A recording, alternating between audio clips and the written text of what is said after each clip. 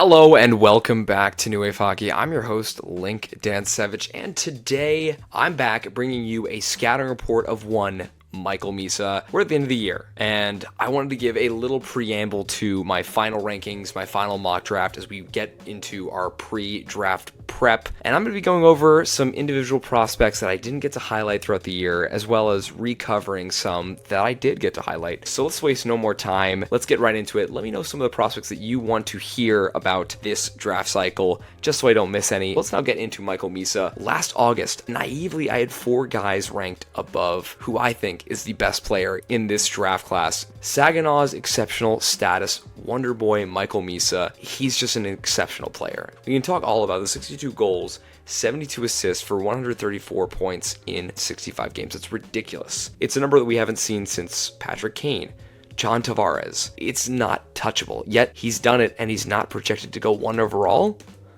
That's kind of insane to me. Today, I wanted to lay out the case for Michael Misa, hopefully bring some of you on my side, and kind of show the side of Michael Misa that really should be shown, because this guy didn't make the World Juniors team. He didn't get enough publicity that I feel like he deserved. So let's get into all the attributes. So starting off with his skating, the first thing you will notice about Michael Misa is his wide stance on the ice.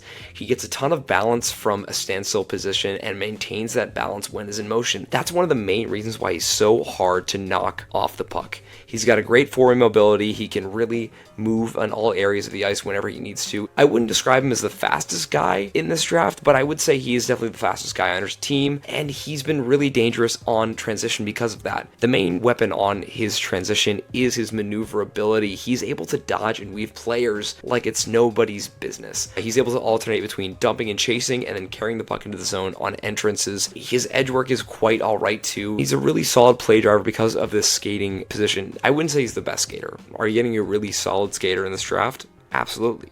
I think this is someone that you can confidently rely on to drive play at the next level. Now moving on to the shot and scoring ability, Michael Misa has a top 5 shot in this draft. He has scored in every way you can think of to get up to that 62 goal mark this year. Starting in the power play, Misa is surgical from the dots and below. He's got a slap shot that he reinforces with a low leg and just a low hand on his stick, which I'll touch on more in his passing and his stick handling. He also gets that wrist shot and those snapshots off with lightning quick speed, and they are just as deceptive as they come, just really quick off their stick. His head fake is really one of the best I've seen in a prospect. He can make it look like he's about to pass, and then just a second later, it's in your net. He's also going to get open in space, and he's going to get there for a rebound. He is really solid at tracking a puck, and he's super, super slippery. I'll touch more on this on the off-puck game, but he's really just so advanced as a scorer without the puck. His anti-coordination is also far beyond what many at his age can do. And lastly, the last intangible factor I have in Michael Misa's game is that he's got a very clutch factor to his game. It always seemed to me that he was scoring goals just at the right time for Saginaw, and whenever I tuned into a game, if it went to overtime, Michael Misa was going to be the man who got the goal or was the primary assist on that goal. Moving on to passing vision, oddly enough, this is the part of Michael Misa's game where I really think that he is the worst at. I'm putting air quotation marks because he's really solid. You're not going to see him have a flaw in his game. He had 72 assists this year. He's a very creative passer, makes some incredible plays with his stick. The only thing that I have is always with skill players, they'll have the tendency to do too much. He can miss targets in space. He can pass out of panic on occasion. And in those moments, you kind of look at him and be like, okay, he's got to calm down, or he needs to make a more mature pass. I think confidence in a player, especially with Misa, has to be strengthened. It has to be emphasized. The more that you let him be a confident skill player, the better he's going to get. Or conversely, to him making mistakes under pressure, sometimes when he's under pressure along the boards,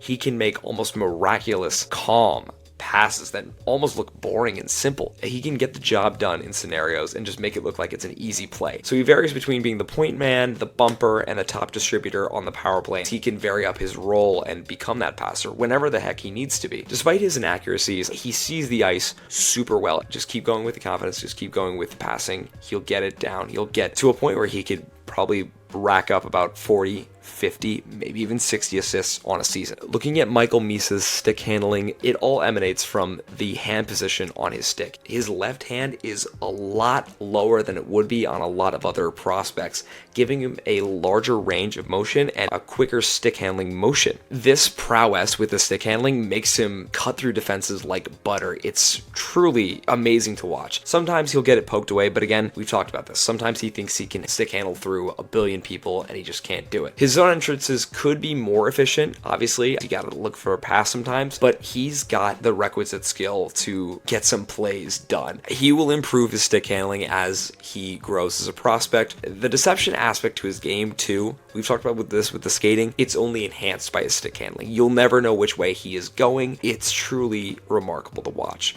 Moving on to his compete, Michael Misa in some aspects can be compared to Macklin Celebrini, and one of those aspects is the compete and effort. Many may not remember early in the season, but Michael Misa in Porto Martone actually fought in a game in late November, just as the debate between the two was the hottest. And Michael Misa, who is 2 to 3 inches smaller and 15 to 20 pounds lighter, crushed Martone. The grit and fight in his game cannot go unnoticed. I really can't emphasize this enough. Last year, when he was a draft year -1 player, he played more of a middle six role on a stacked Saginaw team that won the Memorial Cup. The humility, the diversification of his game and his role, and also the bitterness and the grit to his game makes him the most NHL-ready prospect in this draft. But not only the most NHL-ready, the most coachable, because he is going to be competing from day one. I love his compete in the face-off circle because his stick is always the first down in the circle, and he'll win it more often than not. He does float sometimes. His back checks can be a little lackadaisical, but the forechecks are where his money is made. He has gotten 2 incredible goals off of forechecks this year. He looks just like a special talent on the forecheck and along the boards, and when he's transitioning, and when he's zone entrancing.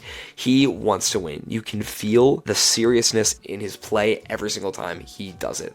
He has that sort of mentality to keep going and just deliver whatever he needs to do to get his team to a winning position. I love it. Moving on to the final traits, the IQ and the off puck. Michael Misa's instincts are just top notch. The one thing you will find while watching Michael Misa play is the intuition is always there to find the right place to score a goal or to create a chance. Though he's very comfortable with the puck, as we have seen with him driving play with Saginaw all year, off the puck, he can be that final scoring option as well. His positioning is honestly grade A in all 3 zones. He has that sixth sense. For every one of those ugly plays you will see him make with the puck on a stick, he will make a dazzling highlight of himself without the puck on his stick, just being in the perfect position at the right time. He is a player who will have the puck on his stick a lot because of just how talented he is. However, through those first few years, he's going to be a player that is going to need to be mature, be humble, and need to play a role and develop. And the subsequent off-puck smarts and the overall hockey IQ makes me think that he's going to thrive in that role-playing position because he can take a back seat. Just look at what he did last year. To conclude, first it was James Higgins, then it was Matthew Schaefer, and for many it kind of still is. Right now, for me, Michael Misa is the clear-cut #1 talent in this entire draft class. There's no other player with such a high ceiling who plays a perfect all-around game that Michael Misa does in this entire draft class. He can and already has done everything for Saginaw this season, and I can't imagine what his draft stock would look like if he had played in the NCAA this year. Comparisons vary for this player, and I don't really have a perfect one for Michael Misa myself. I like Matvei Michkov. A lot of other people like John Tavares just because of how much of a unicorn this guy is and how much he can kind of just do everything with his two-way style of play and offensive prowess. I'll talk about this more during my mock draft episodes, but it looks like he's going to be a San Jose Shark. And taking him with that second pick, it's going to set up a duo that is going to be so formidable in that Western Conference for years and years to come. Macklin and Michael might be compared to Connor and Leon, Patrick and Jonathan Toews. That's going to be the type of thing we're going to see out of these two. I feel like that Michael Misa is going to be a star in the NHL. Just look at what he's done this year. I really do think if the Islanders do pass on him #1, they're kind of fools to do so. I know there's a bit of a positional need, but in my opinion, Michael Misa is far and away the best player in this entire draft class for all of the clips that I've shown you, for all the reasons that I've laid out. But hey, that's just my opinion. I'm back here just providing scouting reports for you guys, and that is the final amount of film that I've watched on Michael Misa. Believe me, there were a lot. Next episode, I will be going into James Higgins and a scouting report because I didn't bring you guys a scouting report of James Higgins throughout the season. I'll talk about why I was so high on him for so long and why I still remain so highly touted on him despite having him fall 2 positions in the draft. Please comment below. Who would you like to see next? Let me know what you think about Misa. Who should be drafting him? Should he go first overall? Who else would you want to see me do a scouting report on? Because I'm going to keep rolling these out, doing as many as I can. But thank you so much for watching once again. I've been your host, Link Dansevich, signing off.